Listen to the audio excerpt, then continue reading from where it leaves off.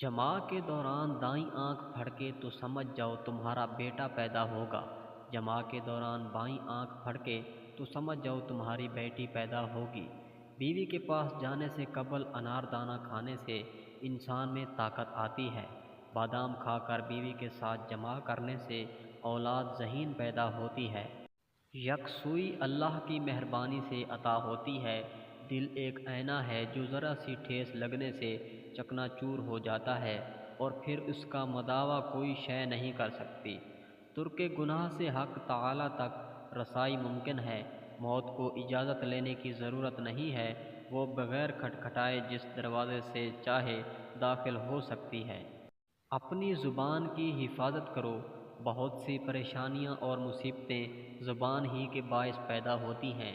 نیک اور صالح لوگوں کی مجلس میں بیٹھنے سے ہمیشہ فائدہ ہی ہوتا ہے۔ ذہانت جھونپڑوں میں بود و باش رکھنے والوں کا حصہ ہوتی ہیں۔ نیک عورت مرد کے لیے سب سے آخری سہارا ہے۔ دوسروں کو جب تک سکون فراہم نہیں کرو گے تم تب تک خود سکون سے نہیں رہ پاؤ گے۔ تم بھی ایک دن قبرستان میں اکیلے رہو گے۔ ہر انسان سے خوش اخلاقی سے پیش آؤ، لیکن بے تکلف بہت کم لوگوں کے ساتھ رہو اور ان پر اعتماد کرنے سے پہلے انہیں اچھی طرح آزما لو۔ یہ وظیفہ 3 بار پڑھ کر جس عورت کو بھی سلام کرو گے وہی تم پر عاشق ہو جائے گی۔ اچھے لوگوں کو متاثر کرنا اچھی بات ہے اور برے لوگوں کو مائل کرنا بری بات ہے۔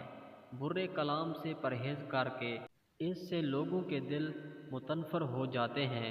غرور سے دور رہ کے، یہ شیطان کا بچھایا ہوا خطرناک جال ہے۔